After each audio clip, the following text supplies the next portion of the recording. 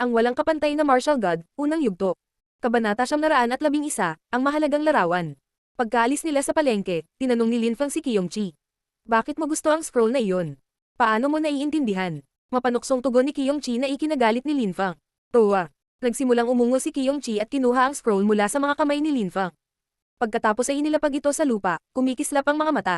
Tumingin si Linfang kay Qiyongqi ngunit walang sinabi. Talaga bang espesyal ang scroll na iyon? Ang apoy chi na iyon ay hindi kapanipaniwala, kaya't nakuha nito ang aking pansin. Sabi ni Qiyongqi habang sinusuri ang scroll. Sabi nito kay Linfang. Gumamit ng apoy para masunog ito. Kahit na ang iyong apoy ay napakahina, ito ay makakatulong lamang. Dahil pinuna mo ako, magagawa mo ito sa iyong sarili. Sabi ni Linfang. Kahit na siya ay naging hayop, hindi nagbago si Qiyongqi. Kung gumaling ako balang araw, magagawa kitang daruan ng apoy at papatayin ka kagad. May pagmamalaki na sabi ni Qiyongqi. Nang malaman niyang hindi siya pinapansin ni Linfang, nagbago ang tono ng pananalita nito at sinabi niya. Pero ngayon wala na akong magagawa kasi pinipigilan ang boss ko. Naiintindihan mo na ang scroll ng larawan ay naglalaman ng mga hindi kapani-paniwalang mga lihim. Kung ayaw mong malaman kung ano talaga, kalimutan mo na. Napakatigas ng ulo mo, sabi ni Linfang na nakasimangot ngunit hindi niya nakalimutan na si Qiyongqi ay si Yandi. Yumuko si Linfang at inilagay ang kanyang kamay sa walang laman na picture scroll. Pagkatapos ay nagpakawalo siya ng apoy. Mainit at nakasisilaw ang kanyang apoy. Inilabas niya hanggat kaya niya, gayunpaman, walang nangyari. Talagang sinabi sa kanya ng matanda na mahirap malaman kung paano ay activate ang scroll na iyon. Walang silbi. Hindi ka maaaring magkamali, sabi ni Linfang. Nagsisimula na siyang maging curious. Ikaw ang walang kwenta, sabi ni Qiyongqi kay Linfang. Pagkatapos, inilagay niya ang kanyang mga kuko sa kamay ni Linfang at pinakilos ang kamay ni Linfang na para bang may iginuhit siya.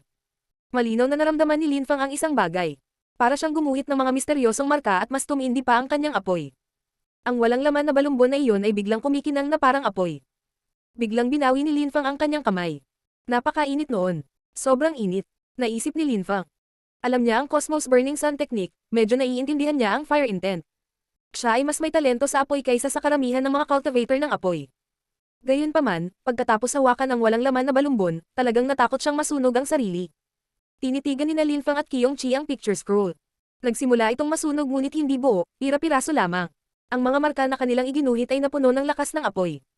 Nakakatakot na lakas ng apoy. Bamantong hininga si Linfang. Tulad ng inaasahan. Paano ako magkakamali? Sabi ni Qiyongqi na may pagmamalaki at mayabang.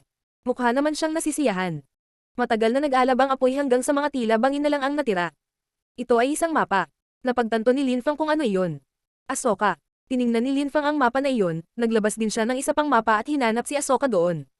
Ang parehong mga mapa ay halos magkapareho, kaya ang ibig sabihin ng mapa ng apoy na iyon ay talagang Ahsoka. Kahit na magkamukha sila, hindi sila ganap na pareho. Ang mapa na binili niya noon ay isang karaniwang mapa ng kasalukuyang hitsura ni Ahsoka. Ang mapa ng apoy ay iba, ito ay isang mapa ng kung ano ang hitsura ni Ahsoka isang napakamatagal na panahon ang nakalipas. Kung hindi natagpuan ni Qiyongqi ang mapa na iyon, hindi ito mahahanap ni Linfang. Ang unang may-ari ng mapa na iyon ay malamang na napakalakas, kung hindi, ang apoy dito ay hindi magiging ganoon kainit. Bulong ni Linfang. Ignorante ka pero nagdadaldal ka pa. Mayabang na sabi ni Qiyongqi, na sumulyap kay Linfang sa paraang hinamak. Muli niyang pinagtatawanan si Linfang. Ngunit nakita ni Qiyongqi na si Linfang ay naiinis at sinabi. Ang picture scroll na iyon ay nilikha 300 taon na ang nakalilipas. Ito ay gawa sa isang uri ng katad na kung saan mismo ay ginawa mula sa isang napakalakas na balat ng hayop na apoy. Marahil ito ay isang Zun-level beast. Kahit na gumamit ito ng mahinang abstruse fire energy, imposibleng malaman ang sikreto nito. Iyon ang dahilan kung bakit walang nakahanap ng paggamit nito sa mahabang panahon. Ang gumawa ng mapa ay tila gustong makahanap ng isang napakalakas na cultivator ng apoy na ang antas ay hindi masyadong malayo sa kanya. Ang ibig mong sabihin ay ang picture scroll ay naglalaman ng mahalagang bagay sa apoy. Naiintindihan ni Linfang ang mga bagay-bagay. Napakalakas din ni Qiyongqi, kaya nahulaan niya ang mga antas ng cultivation ng mga tao at hayop. Ibinaba ni Linfang ang kanyang ulo at tumingin sa mapa. Gaya ng inaasahan, ang mapa na iyon ay nagpapakita ng isang misteryosong lugar. Ang gumuhit ng mapa ay nagsasabi sa mambabasa na pumunta doon. Isa itong kalokohan.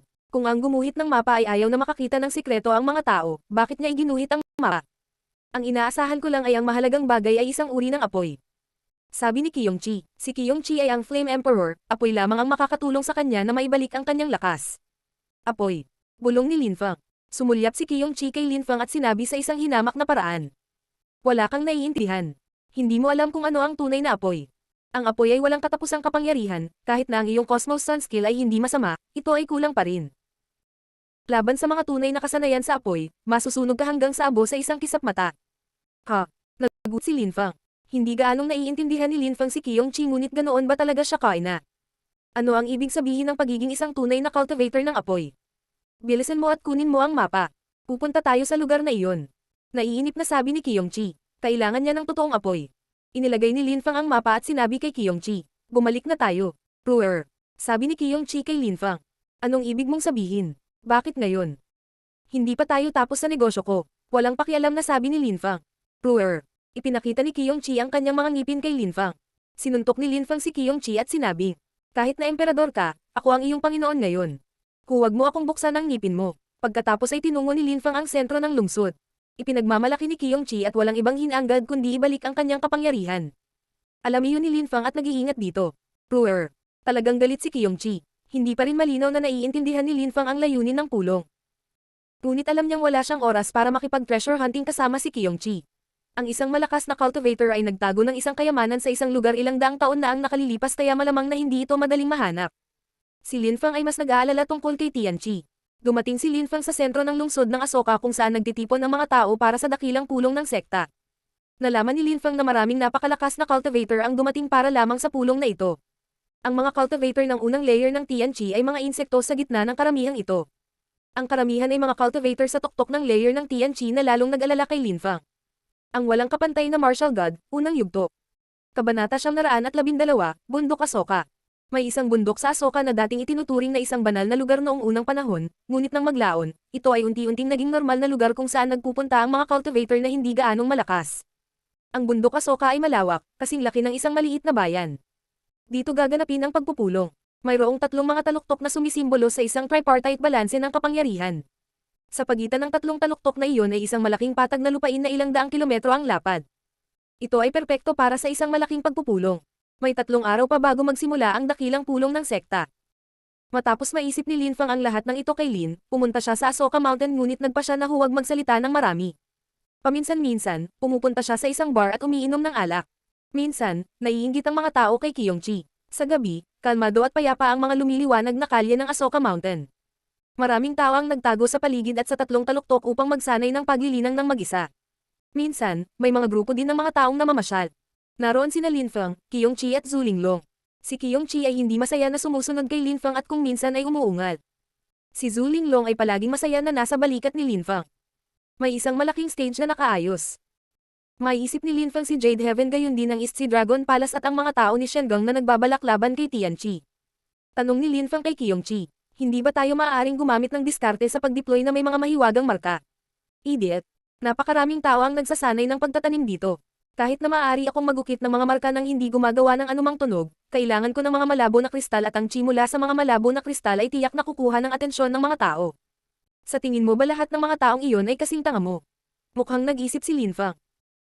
Tama si Qiyongqi, kung gumamit sila ng mga abstruse na kristal, tiyak na maaamoy ito ng mga cultivator ng Zun at mapapahamak sila. Ngunit kung gumamit ako ng enerhiya ng apoy upang magukit ng mga marka, kahit ang mga cultivator ng Zun ay hindi ito maaamoy. Itinaas ni Qiyongqi ang kanyang ulo at bumuntong hininga. Ngunit ngumiti si Linfang at sinabi, ikaw Yandi, iyon ay dapat na isang piraso ng cake para sa iyo, tama. Mas lalo pang nagmamalaki si Qiyongqi. Kaya kung gawin iyon para sa iyo ngunit kailangan mo munang sumama sa amin sa lihim na lugar sa mapa. Kailangan nating tingnan kung may magagamit ako doon. Hayop na maldita, naisip ni Linfang ngunit sinabi niya. Sige, pero nagmamadali tayo ngayon kaya kailangan nating gawin iyon dito at pagkatapos ay pwede na tayong mag-treasure hunting. Tumingin si Qiyongqi kay Linfang at sinabi.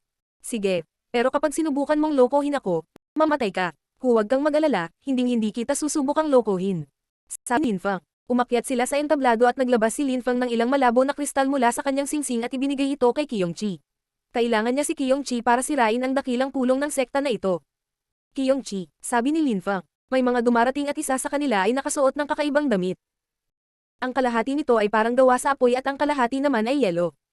Tumingin ang taong iyon kay Qiyongqi ngunit ibinaba ni Qiyongqi ang kanyang ulo at nagpatuloy sa paglalakad. Tiningnan ni Linfang ang binatang iyon nang may pag-uusisa. Isa pang napakalakas na binata. Siya ay bata pa at kasing lakas ng binata sa puting damit na nakita niya noong nakaraan, ang ikatlong layer ng Tianqi. Ang iba pang mga kabataang kasama niya ay mas bata ngunit wala ni isa sa kanila ang may antas na mas mababa kaysa sa layer ng Tianqi. Pagkatapos nilang mawala, bamulong si Qiyongqi. Napakalakas ng binatang iyon, kung sakaling makaharap mo siya, mag-ingat sa kanyang apoy. Ang masama pa, may halong yelo. Pinupuri talaga ni Qiyong Chi ang binatang iyon. Ipinaalala niya kay Lin Feng si Lin Chen na parehong may yelo at apoy na kaluluwa. Sayang naman at ipinagmamalaki ni Lin Chen. Sige, pwede na ba tayong umalis? Tanong ni Lin Feng. Tumanggo si Qiyong Chi at dahan-daang ibinaba ang kanyang ulo. Walang chi at walang nakakakita sa kanya o nakakaamoy ng kanyang lakas. Bagamat nagtiwala si Lin Feng sa kanya, nag-aalala siyang baka matuklasan ng mga tao ang Qiyong Chi. Mabagal na lumipas ang oras habang inilabas ni Lin Feng ang kanyang makajos na kamalayan at sinisiyasat ang paligid. Sa simula, nakikita niya si Qiyong Chi ngunit pagkaraan ng ilang minuto, hindi na niya makita. Nagulat si Lin Feng. May tatago kaya ni Qiyong Chi iyon? Lalong gamaan ang pakiramdam ni Lin Feng. Nagtago si Lin Feng sa isang madilim na lugar upang hindi makatawag ng pansin. Lumipas ang mahabang panahon at binuksan ni Lin Feng ang kanyang mga mata, lumapit sa kanya si Qiyong Chi na mukhang nasisiyahan. Tapos ka na ba? Tanong ni Lin Feng. Kalokohan. Kapag may ginagawa ako, lagi akong nagtatambay. Kapag bumalik ako sa aking normal na estado, ipapakita ko sa iyo kung ano ang ibig sabihin ng pagiging isang emperador. Sabi ni Qiyong Chi na nagpangiti kay Lin Feng. Sige. Tapos na tayo kaya tayo na. Sabi ni Qiyong Chi. Sige, ikumpara muna natin ang dalawang mapa. Sabi ni Lin Feng habang inilalabas ang dalawang mapa. Malinaw na nakikita ng isa ang mga landas sa bagong mapa ngunit ang isa ay napakaluma at malabo kaya ang paghahambing ng parehong mga mapa ay ang pinakamahusay na paraan upang mahanap ang target na destinasyon. Kailangan nating maghanap ng bulubundukin. Sabi ni Qiyong Chi, mayroong ilang mga bulubundukin sa Ahsoka. Gayunpaman, hindi mahanap ni Lin Feng ang isa sa mapa. Kakaiba. Bulong ni Lin Feng. Hindi ito mahanap ni Lin Feng at kakaiba rin ang nakita ni Qiyong Chi. Tumingin dito. Sabi ni Qiyong Chi na nakaturo sa lugar sa lumang mapa. Pagkatapos, itinuro niya ang Ahsoka Mountain sa bagong mapa, at magkamukha sila. Tila ang kayamanan ay nasa bundok Ahsoka. Gayunpaman, mayroong 3 bundok sa Ahsoka Mountain, ngunit ang lugar sa lumang mapa ay tila napakalaki. Hindi kaya nagbago ang Ahsoka Mountain sa nakalipas na 300 taon. Ang walang kapantay na martial god, unang yugto. Kabanata 913, Clash of the Geniuses. Kung ito ay Ahsoka Mountain, kung gayon alin sa 3 bundok ang pinag-uusapan natin. Nakatitig si Lin Feng sa mapa. Ang apoy ay hindi nagpapakita ng isang tiyak. Sa lumang mapa, halos parang magkasama ang 3 bundok, pero sa panahon ngayon, aling bundok ang tama? Tiningnan muli ni Lin Feng ang parehong mapa ngunit wala siyang nakitang anuman. Ang kayamanan ay dapat nasa bundok Ahsoka. Kung naganap ang digmaan ilang daang taon na ang nakalilipas, bakit nanatiling buo ang 3 bundok? Sabi ni Qiyong Chi kay Lin Feng. Pupunta tayo dyan. Sige. Tumanggo si Lin Feng. Hindi inakala ni Lin Feng na ang parehong lugar kung saan naroroon ang dakilang pagpupulong ng sekta ay ang parehong lokasyon ng kanilang kayamanan. Nagkataon lang ba o may sinasadyang gumawa? Kung nagkataon lang, sila lang ba ang nakakaalam ng kayamanan? O sila lang ba, maaaring may ibang tao na nangangaso ng kayamanan? Tara na, nagsimulang maglakad si Lin Feng at sinundan siya ni Qiyong Chi. Mas interesado siya sa treasure hunting kaysa sa Great Sect Meeting. Ang mapa na iyon ay ginawa ng isang hindi kapani-paniwalang cultivator ng apoy. Kung makukuha niya ito, marahil ay maaari siyang maging mas malakas. Pagkatapos ng lahat, siya ang Flame Emperor Yandy. Pinili niya ang katawan ni Qiyong Chi dahil si Qiyong Chi ay isang apoy na hayop, kaya mas napakipakinabang ito para sa kanya. Ang bundok Ahsoka ay sikat sa kasaysayan ng Ahsoka. Mayroong maraming mga alamat sa Ahsoka tungkol sa isang malakas na cultivator na nagsasanay sa pagtatanim doon. Kumislap ang mga silhouette ni Lin Feng at Qiyong Chi. Mula sa malayo, akala nila ay hindi ganoon kalayo ang 3 bundok ngunit ang pagdating doon ay talagang mas matagal kaysa inaakala nila. Pagdating nila sa gitna ng 3 bundok, nakita ni Lin Feng ang maraming tao. Bakit ang mga taong iyon ay tahimik na nagsasanay ng paglilinang doon? Lalo na sa gitna ng 3 bundok. Siya iyon. Nakita ni Lin Feng ang binata na nakasuot ng puting damit. Ito ang may kaluluwang hangin at napakalakas. Kasama niya rin doon ang magandang dalaga. Marami rin ang cultivator sa antas ng tiyan. Marami ang nakasuot ng kaparehong damit na mga sumalakay sa kanya, malamang na miyembro sila ng Xiaoyao Sect. Sino siya? Nagtataka si Lin Feng. Ang Xiaoyao Sect ay makapangyarihan sa rehiyon ng Ganyu ngunit ang nakakagulat, iginagalang nila ang binata na nakasuot ng puting damit at hinangaan siya. Halos umakto silang mga katulong sa paligid niya. Nag-iisip si Lin Feng kung ang binatang iyon ay isang high-class na disipulo ng Xiaoyao Sect. Ngunit sa pagkakataong iyon, bukod sa nakasuot ng puting damit ang binata at ang grupo nito ay may iba pang mga tao na tila humaharap sa kanila. Lalo na ang isa pang binata sa parehong antas, ang 2 layer ng Tianqi. May isa pang grupo din na binubuo ng isang dalaga at isang binata na halos magkasing edad lang. Nakalusot ang binata sa 4 na layer ng Tianqi at ang dalaga hanggang sa pangatlo. Naka-red skirt siya at ang ganda-ganda. Napakaraming malalakas na cultivator mula kay Ganyu. Isipin ang pakikipaglaban sa kanila. Kaya mo ba silang talunin? Tanong ni Qiyong Chi na parang natutuwa siya sa kasawian ni Lin Feng. Ang mga kalaban ni Lin Fang ay kadalasang mas mahina kaysa sa kanya, kaya madaling hinamak sila ni Lin Fang. Ngunit ngayon, ang mga taong iyon ay tila napakalakas at makapangyarihan. Sa ngayon, nasa gitna sila ng tatlong bundok ng Asoka Mountain. Nagkataon lang ba? Alam ni Lin Fang na tama si Kyung-chi. Ang mga taong iyon ay napakalakas at hindi pangkaraniwang at iba pa. Parang may naramdaman ang binata sa puting damit, lumingon siya at tumingin sa direksyon ni Lin Fang at Kyung-chi. Bigla siyang nagkaroon ng kakaibang ekspresyon sa mukha. Nandito ka na, nagulat na sabi ng binata. Ayon sa sinabi sa kanya ng lalaki mula sa Xiaoyao sect, pinatay ni Lin Fang ang mga taong iyon noong huling pagkakataon. Nakapagtataka, si Lin Fang ay nasa loob na ngayon ng Asoka Mountains. Dapat narito siya dahil sa dakilang pulong ng sekta. Sa isip ng binata, sinulyapan niya sina Lin Fang at Kyung-chi at saka muling tumalikod. Sa katunayan, ang kasalukuyang kinakalaban niya ay mas mahalaga kaysa kay Lin Fang. Nakita ng iba na parang kilala ng binata na nakaputing damit si Lin Fang, kaya napatingin din sila sa kanya. Tapos, lumingon ulit sila. Iyon ay isang cultivator lamang ng unang layer ng Tianqi. Sa kanilang mga mata, siya ay isa lamang nobody at hindi karapat-dapat sa kanilang atensyon. Sa sandaling iyon, dahan-daang bumangon si Tianlin sa hangin at naglabas ng nakakatakot na chi. Ang mga miyembro ng Xiaoyao sect at Tianlin ay hindi mukhang natakot. Dahil hinamon mo kami, halika at lumaban ka, mapusok na sabi ng binata kay Tianlin. Ang kanyang damit ay lumilipad sa hangin, at tumingin siya ng matalim na tingin. Sino ka? Ang lakas ng loob mo na kalabanan si Tianlin. Sabi ng isang miyembro ng Xiaoyao sect. Si Tianlin ay isang aristokrata. Kahit ang kanilang patriarch ay ginagalang siya. Mag-away muna tayo. Sabi ng binata na nakalusot din sa ikatlong layer ng Tianqi. Pagkatapos, itinapon ni Tianlin ang sarili sa agresibong binata. Gayunpaman, ang agresibong binata ay hindi man lang sumulyap kay Lin Fang at pinigilan siyang gumalaw. Ang kanyang dugo ay kumukulo na parang nagngangalit na karagatan. Isang nakasisilaw na gintong liwanag ang lumitaw, at isang gintong pattern ang lumitaw sa likod ng binatang iyon. Dahan-dahan itong gamulong sa hangin. Slash! Biglang gumalaw ang gintong gulong. Sa isang iglap, ang mga miyembro ng Xiaoyao sect ay napalibutan ng liwanag na iyon, at sila ay nahulog mula sa langit na patay. Napakalakas ng kaluluwa. Bamantong hininga si Lin Fang. Ito ay katulad ng kaluluwa ni Tianlin na madaling pumatay ng mga tao gamit ang kanilang kaluluwa. Hindi ka pa nakakita ng inapon ng emperador. Nakakatakot ang kanilang mga kaluluwa. Bulong ni Kyung-chi, kung mas malakas ang mga ninuno, mas malakas ang kaluluwa ng mga supling. Ang mga cultivator ng Zun ay maaaring magpadala ng kanilang dugo at ang mga kakaibang taglay nito. Tumanggo si Lin Fang. Ang mundo ng paglilinang ay hindi patas kung saan ang talento ay isang bagay lamang ng paghahatid. Ang ilang mga tao ay nagkaroon ng lahat mula sa kanilang kapanganakan habang ang iba ay kailangang umasa sa kanilang sarili. Hindi alam ni Lin Fang kung gaano katagal na ang nakalipas na ang kanyang ninuno, ang cultivator ng Zun, ay nanirahan sa panig ng kanyang ina ngunit minana pa rin nila ang kanyang kaluluwa mula sa henerasyon hanggang sa henerasyon. Gayunpaman, ang kanilang lakas ay proporsyonal pa rin sa mga kaluluwa ni Zuyu. Sa maraming lugar, may mga tao na ang mga magulang ay mga emperador sa antas ng Zun, at sila ay mas malakas kaysa sa isang tao na ang ninuno ay isang cultivator ng Zun mula sa daan-daang taon bago. Gaya ng sinabi ni Kyung-chi, ang mga anak ng emperador ay napakalakas. Ang walang kapantay na martial god, unang yugto. Kabanata 914, paghaharap. Tumingin si Kyung-chi kay Lin Fang at nakitang kumikislap ang kanyang mga mata. Sinasamantala niya ang bawat pagkakataon para ay bully si Lin Fang.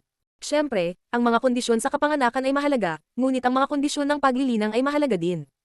Ang mga kaluluwa ng mga taong iyon ay malakas at makapangyarihan, at mayroon silang makapangyarihang kakayahan at kapangyarihan. Kahit na ang kaluluwa ni Lin Fang ay hindi kasing lakas ng sa kanila, natutunan niya ang napakalakas na mga kasanayan at diskarte at sa isang tunay na laban, tiyak na magagawa niyang sorpresahin sila. Siyempre, para kay Yan din na isang emperador, ang mga taong iyon ay hindi mga henyo. Maraming mga tao ang nangarap na maging malapit sa mga emperador at nakakita siya ng maraming uri ng gayong mga henyo. Kawawa siya na ngayon ang alaga ni Lin Fang. Kailangan niyang maging mas malakas at balang araw ay magiging emperador siyang muli. Para doon, kailangan niya ang tulong ni Lin Fang. Kung umaasa lamang sila sa kanilang kaluluwa at hindi alam ang anumang iba pang mga trick, kung gayon hindi sila mga henyo sa akin. Sabi ni Lin Fang na parang nahulaan niya kung ano ang iniisip ni Kyung-chi. Tumiti siya kay Kyung-chi at idinagdag. Halimbawa, kung pareho tayo ng antas ng cultivation at kung madali ko silang mapatay, hindi ba't henyo na ako? Napabuntong hininga si Kyung-chi dahil unti-unti nang nagiging irritable si Lin Fang. Lalong kumikinang ang mga gintong ilaw ng agresibong binata. Nang makita ng mga miyembro ang pagkamatay ng kanilang mga kapwa-alagad, nagalit sila. Gusto mo talagang mamatay. Naglakas loob ka na pumatay sa mga miyembro ng sekta namin. Galit na sigaw ng isang tao. Kumislap ang kanilang mga siluet at naglabas sila ng nakakatakot na chi. Isang bangkos ng basura. Ikaw ay kasing liwanag ng mga alitap-tap at gayunpaman, sa tingin mo ay makakalaban mo ang araw. Sabi ng mapusok na binata. Slash, slash, slash. Ang mga gintong ilaw ay lubhang matalas at walang makakapigil sa kanila. Mas maraming tao ang biglang naputol ng mga ilaw na iyon. May ilan pang mga tunog ng laslas habang mas maraming bangkay ang patuloy na nahuhulog mula sa langit. Kapag sinubukan ng mga tao na umatake, automatiko silang nabigo. Hindi nila napigilan ang mga gintong ilaw at agad na namatay. Hinatak ng mga tao sa likod ng isang mahabang mukha at sila ay mukhang nasiraan ng loob. Gusto na nilang umalis pero huli na ang lahat. Paano kaya sila binitawan ng agresibong binata? Sa isang kisap mata, pinatay niya ang lahat ng miyembro ng Xiaoyao sect na walang iniwang buhay.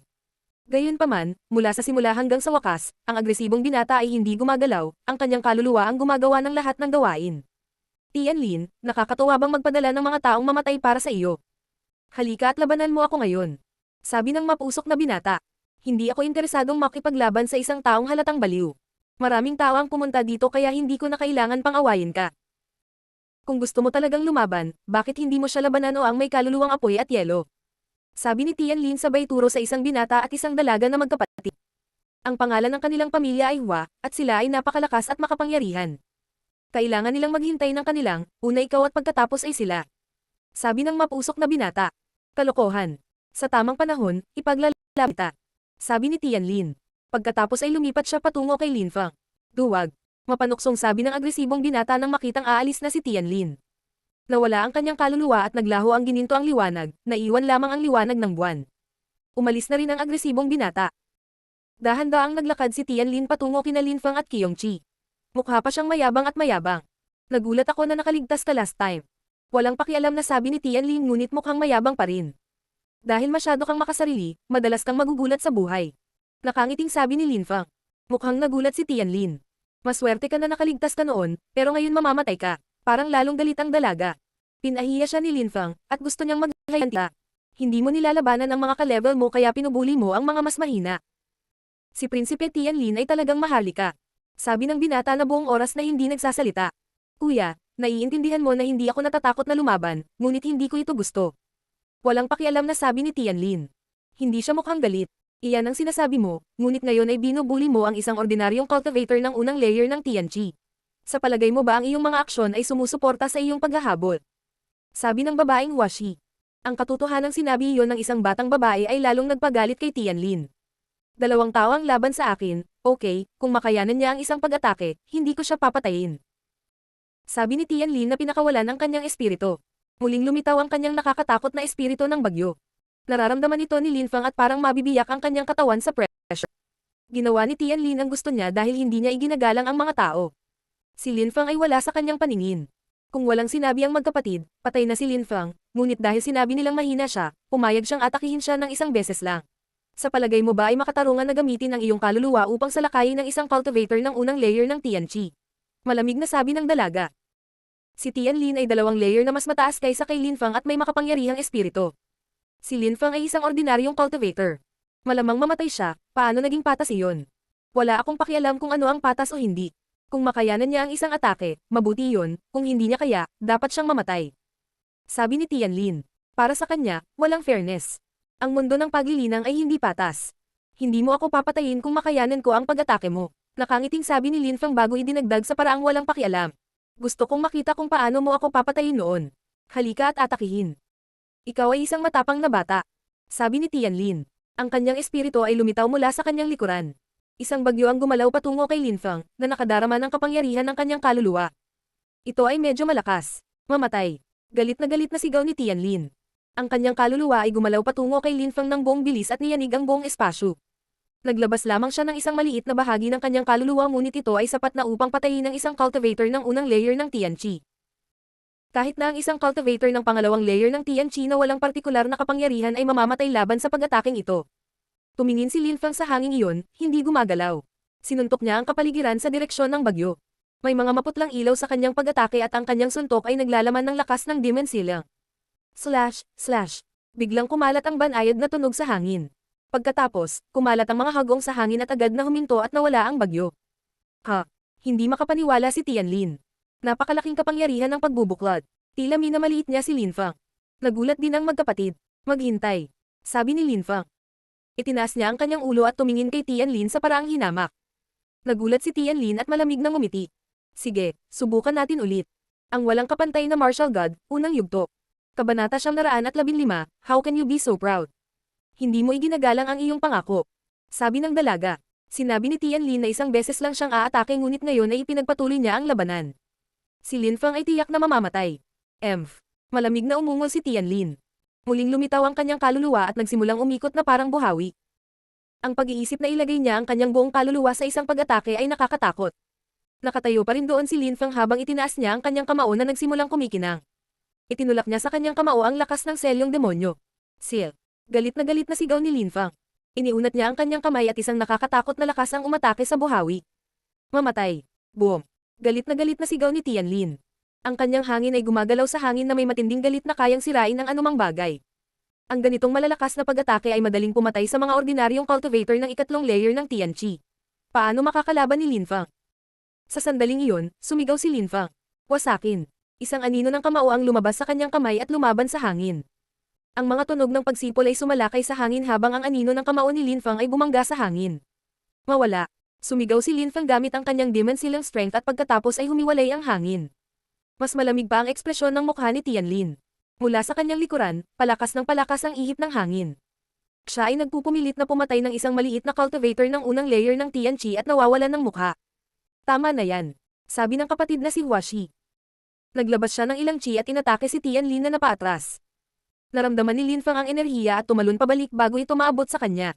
Nais ng binata na maglagay ng distansya sa pagitan ni Linfang at Tianlin. Ano ba ang ginagawa mo? Sabi ni Tianlin na galit na sumulyap sa binata. Tutang pa rin sa hangin ang kanyang hangin. Kung tama ang naaalala ko, nangako ka na hindi mo siya bibitawan kapag nalabanan niya ang isa sa mga atake mo at ginawa niya. Ngayon ay inilalabas mo ang iyong kaluluwa upang salakayin siya. Kahit na ang isang cultivator ng ikatlong layer ng Tianqi ay mamamatay laban sa gayong pag-atake. Walang hiya kang umatake kahit papaano mas mahina. Hindi mo ba iniisip? Walang pakialam na sabi ni Brother Huashi. Hinatak ni Tianlin ang mahabang mukha. Nagbago ang isip niya at sinabing gusto niyang magpatuloy. Gusto kong ipakita sa kanya kung gaano ako katatag. Hindi ka naman ganoon kalakas. Sabi ni Linfang mula sa likuran. Nagulat si Tianlin at malamig na tumingin kay Linfang. Hindi natakot si Linfang. Nakangiti niyang sabi. Dapat ay madali mong mapatay ang mga tao sa una at pangalawang layer ng Tianqi. Ngayon, nakalusot ka na sa ikatlong layer ng Tian at inilabas mo ang tatlong layer ng iyong kaluluwa at gayunpaman, hindi mo pa rin ako kayang patayin. Anong kahihiyan? Nagalit si Tianlin ngunit hindi niya kayang kontrahin si Linfang. Sa lakas ng ikatlong layer ng Tianqi, hindi niya nagawang patayin si Linfang kahit na mas mababa ang kanyang cultivation level. Tatlong patong pa ng kanyang kaluluwa ang pinakawalan niya at nabigo pa rin. Ang iyong pagmamataas ay hindi itinatag. Kapag humarap ka sa mga mahihinang tao, kumikilos ka ng mataas at makapangyarihan. Kanina lang, hinahamon ka ng lalaki at tumanggi ka, sa halip ay lumapit ka at hinamon ako dahil mas mababa ang level ko kaysa sa iyo. Nakakasilaw. Sa huli, nagawa mo pa ring mawalan ng mukha. Nilabag mo pa ang iyong pangako. Sinabi mo na kapag nalabanan ko ang isa sa iyong mga pag-atake, hahayaan mo ako. Napaduwag mo, mapanuksong sabi ni Linfang. Lalong nagngangalit si Tianlin. Hindi mo naman ako kailangang tingnan ng ganyan. Hindi mo ako naiintindihan. Hindi mo man lang alam kung gaano ako kalakas. Sinabi mo lang na kaya mo akong patayin sa isang strike dahil gusto mong ipakita sa iba kung gaano ka kalakas. Sa katunayan, hindi ka gaanong naiiba sa karamihan ng mga cultivator. Kapag lumaban ka sa mahihinang tao, panalo ka. Maaari mo bang garantiya na kung gagamitin mo ang iyong buong kapangyarihan, iyon ay, ang iyong buong kaluluwa, maaari mo akong patayin. Sabi ni Linfang. Namangha ang lahat, pati na ang magkapatid na Huashi. Si Linfang ay tila may tiwala sa sarili. Kaya ba niyang labanan ang buong kaluluwa ni Tianlin? Huwag mong subukan at humanap ng dahilan na nagsasabing hindi ka nakikipaglaban sa mga mahihinang cultivator o isang bagay na katulad nito. Halika at patunayan na malakas ka ngayon. Ang malalakas na cultivator ay natalo ang kanilang sariling kakuhan sa iyong antas. Ang talagang malalakas na cultivator ay lumalaban lamang sa mga cultivator na mas malakas kaysa sa kanila, isang bagay na hindi mo dapat sanay. Sabi ni Linfang nang may paghamak. Dahil yun ang gusto mo, ipapakita ko sa iyo ang aking lakas at papatayin ka. Sabi ni Tianlin. Pinahiya siya ni Linfang, galit na galit siya. Kung gusto mong makasigurado, gamitin mo lang ang buong kapangyarihan mo. Sabi ni Linfang habang tumatakbo sa kanya. Narinig ni Tianlin ang panunuya ng kapatid na si Huashi. Mukhang kalabanan lang ni Prinsipe Tianlin ang mahihinang cultivator para patunayan na malakas siya.